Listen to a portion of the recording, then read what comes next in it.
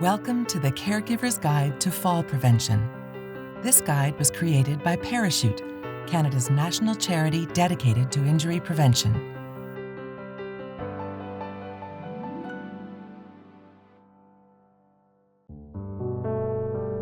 Chapter 5, A Conversation Guide for Caregivers.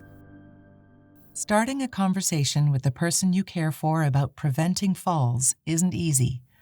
Here are a few things to consider. Plan what you want to say before starting the conversation. Review key information beforehand, such as the tips in this guide, and think about how to convey your concerns. You know the person you care for best. Take an approach you know will resonate with them and what they care about. Be patient and know that the conversation may have to happen more than once, or discussed over multiple conversations. Don't be afraid to bring in support from your care team, such as professionals, family members, or friends. You may feel like you've said it 100 times, but sometimes all it takes is hearing it from someone else. Here are 4 stories from caregivers who can relate to what you're going through. First, from caregiver Sophie. In my experience, some seniors are in denial about their own safety. Some seniors have a pride that says they don't need any help. It can be a very difficult subject to talk about. They have the right to live at risk, and I found it hard to let them make their own decision.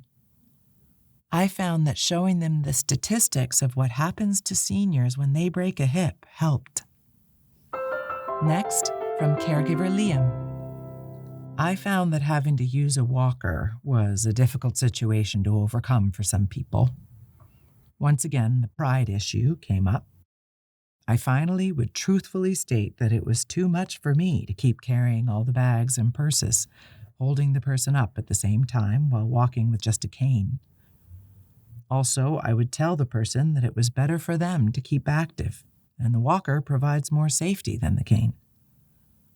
It helped to point out that they can sit and rest when they need to, not always possible with a cane. Next, from caregiver Brad.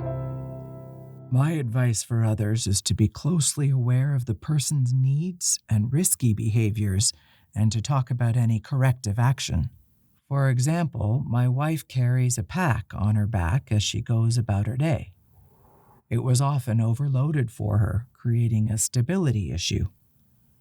It took our creative thinking and reminders to gradually move to a lighter, more compact system for her to carry. I recommend that caregivers be patient, know their loved one, and work closely with them to find solutions together for the best chances of success.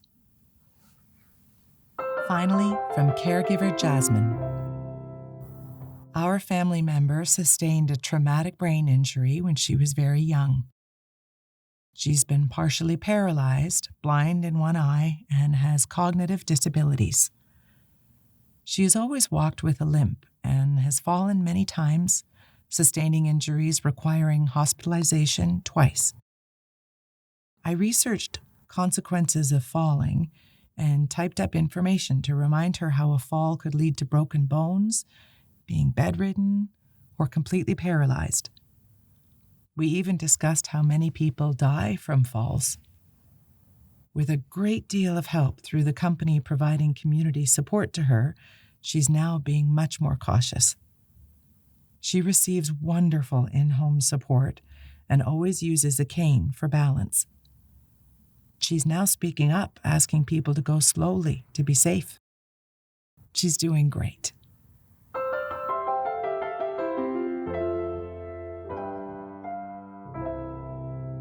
Sometimes these conversations feel impossible. Caregiving can be complex, and for some, having these types of conversations are extremely difficult or feel impossible. And that's okay. Be kind to yourself and recognize your efforts. You are here, listening to this guide, and you're doing your best. Reach out for support, even if you don't know what kind of support you need. Connecting with a caregiving organization can be a useful first step. Find out how in our next chapter, Building Your Care Team.